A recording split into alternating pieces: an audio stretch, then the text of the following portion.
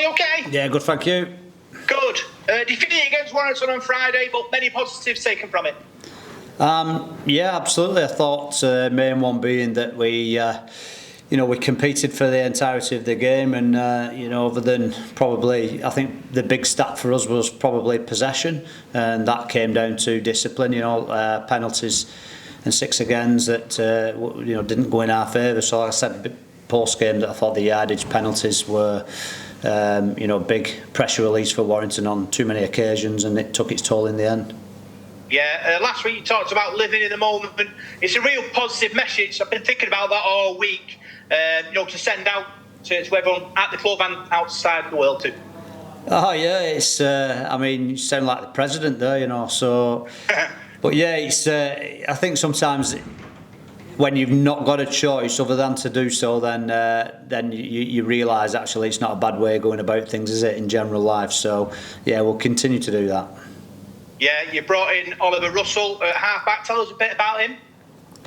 Olly Russell's come in, obviously from Wakefield. He's had an injury this year, so he's been in full training now for a few weeks.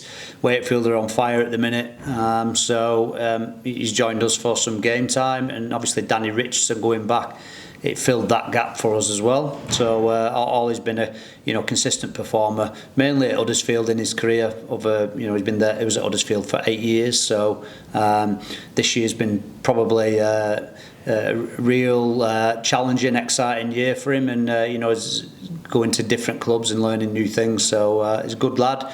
I know his family well. He's a good family, and we're really pleased to have him on board. Is it frustrating when you load players in and then obviously events elsewhere take them away? Because all you want is consistency, don't you? Ideally that wouldn't happen, but that's the nature of the beast. So frustrating, but always with a wry smile, because we're pleased that lads are doing well, and they've come to us in good faith, and they've applied themselves brilliantly. So we want nothing but the best for them lads. So it's a little bit groundhog. You just need to start teaching new systems and stuff again, all over again. So it keeps us on our toes. Yeah, a lot of talk about what happened at Sounds in the first game. Obviously, we listened back to your interviews with us, and all your concerns were for your players, both the players who didn't play and the players who did play. Obviously, shows your man management and the challenge that you faced at the time. I've not seen any of that, so. No, I listened to it back. Yeah. You were having to sort of juggle both sides of the emotion of the players who couldn't play, and the disappointment of the players who did play, and their sort of joy of being involved. Yeah, absolutely, Rob. And as far as I'm concerned, that ship sailed a long time ago. So there's too much to talk about since then, and that's what we'll go with. We'll go with what's we said. We'll stay in the moment, so we'll stick with that. Yeah, I get that. Obviously, a lot of talk about the overseas quota increase, and the club have been invested in the academy and the scholarship set up. Will that be good for us, do you think? Obviously, at the moment, we're not producing Super League players, but long term, we're looking to do that.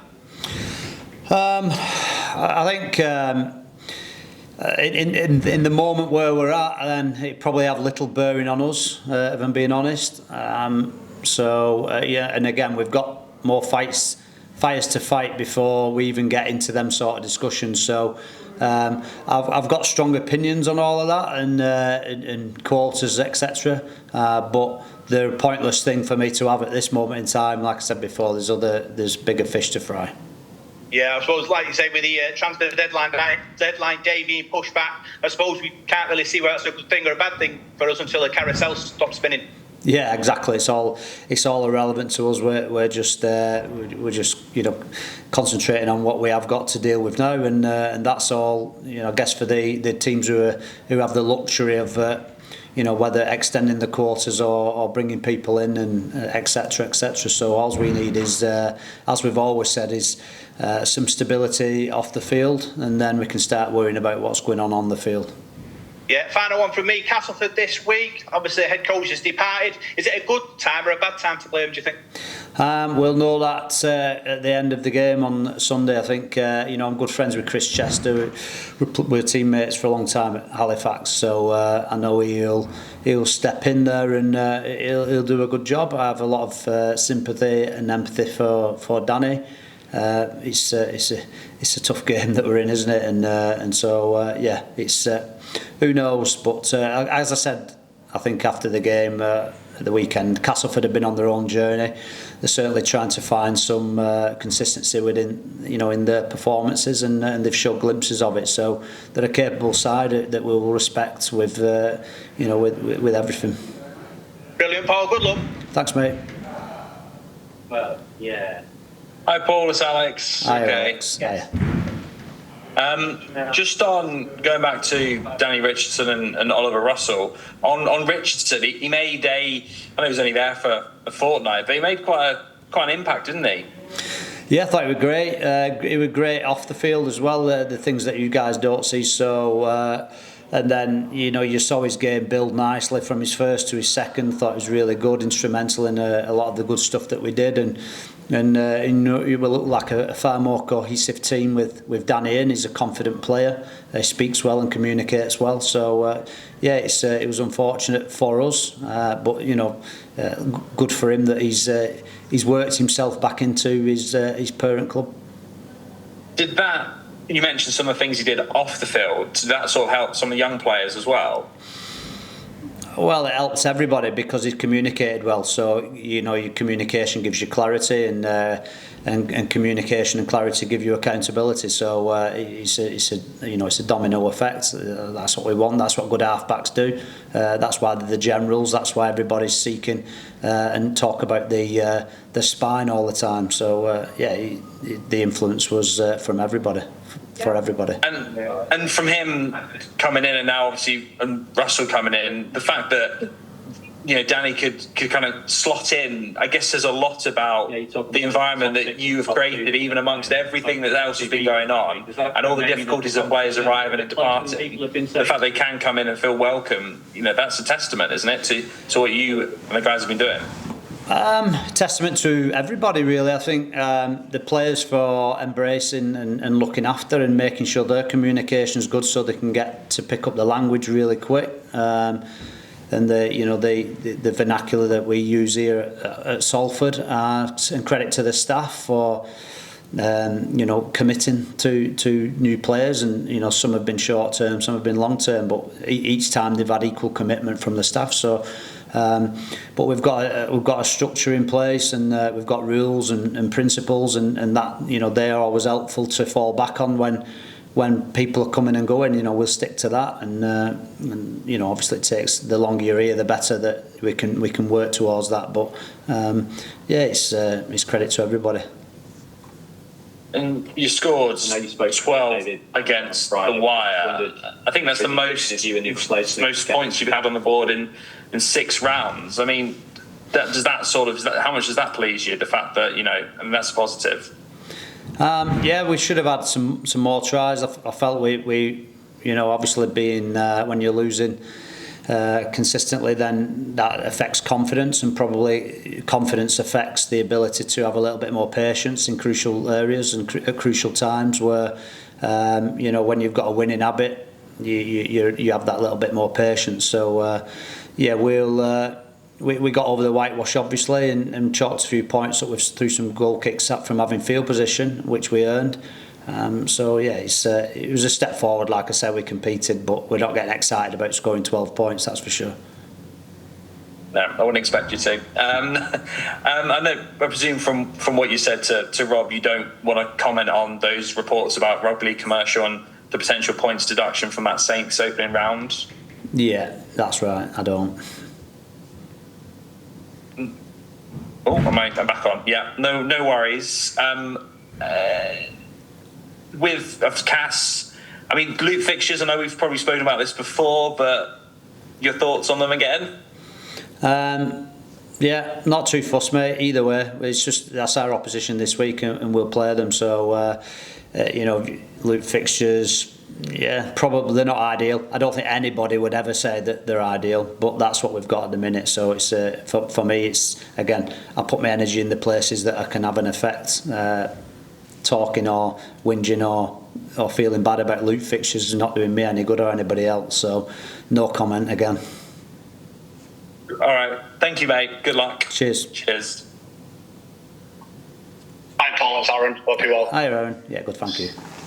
Just on Danny, obviously, he's gone back there presumably because Mikey's got HIA and can't play this week. Is there hope you might be able to get him back in further down the line, or do you kind of invest all your energy into Olly now he's in the group with you? Well, we'll invest all our energy into Olly, that's for sure. But if Danny becomes available next week or the week after, then we'd have him back with open arms, without shadow of a doubt. So he had a really positive impact, and we'd like that to continue if he's not in the LKR team. So obviously it's on them that, and we'll just wait and see what happens. I think you sort of alluded to it there that you can't build structures and spines overnight, but in a couple of weeks, him and Jaden and obviously Ryan back at fullback had some nice moments. There was some real promise in that spine, wasn't there? Yeah, definitely, and you hear it every week, don't you, with coaches talking about the spine and stuff. So we've had different spines in different positions from different clubs. It's been a little bit crazy, but it just shows how quickly things can progress and move forward. So and that's testament to, again, the players. Ryan and Jaden who work with Danny so well, and Danny for being receptive to what they're saying, and just being really enthusiastic about wanting to know and learn and put his stamp on things. So it's just a credit to the lads, really. Do you expect a lift from Castleford this week? Obviously, you tend to get it, don't you? When the coach moves on, there's always a bit of a response from a playing group. I would expect so, and they'll be disappointed with the performance against Huddersfield, especially after the one against Wigan the previous week. So they've been challenging teams in most weeks. So I think Huddersfield last week would have been disappointing from their perspective. So with that and the departure of Danny and that I would expect nothing more than we would always expect is an enthusiastic team on Sunday. And as you say, Chris Chester quite well from your days at Halifax. It's almost tradition to get linked with the job now every time one comes up. Would it be of interest, the role, or are you perfectly happy where you are despite everything that's happened this year? Yeah, you're not getting me on any of them, mate. No headlines from me there. I tried. Good luck this weekend, Paul. Thank you. Thank you. Hi Paul, it's Sam from Safe Sport Rugby League. How are you doing? Hi Sam, good, thank you. Good. I just want to know the latest on Joe Mellor, because I asked Chris Stan about 3 weeks ago, I think it was before Hull FC, and he said he could have been back in contention for that week, and obviously he's not played since then. I just wondered what the latest was. He had a setback, so he's still in with the medical team, but he's dipping his toe in the water now with the playing group, so he's not far off, and I think he'll have an outside chance for the weekend. And is Dan Russell unavailable this weekend after his injury last week? Again, we're waiting on him, so that'll be a touch and go as well. What kind of reception do you think that Chris Atkin and Brad Singleton will get from both the fans and the players this weekend? I've no idea, to be honest. Like I said before, I can only speak for the reception they'll get off me, and when I see both of them, I'll shake their hand, no problem. So who knows? What do you think they'll get? I think the fans might have a different perception to the players. Okay. Obviously, nobody knows what goes on behind closed doors. Is Kane Robb back at Castleford now? He is. And my last one, Luke Robinson said yesterday he thinks that younger English coaches should be given a chance, obviously with the Maguire sacking. Is that something that you agree with him on? Well, I wouldn't disagree. So, I think I just think it's every club's prerogative to go through the right process and pick the right man for the job. It's as simple as that, and I think that in any walk of life and any employment. So, not got a lot to say on that either.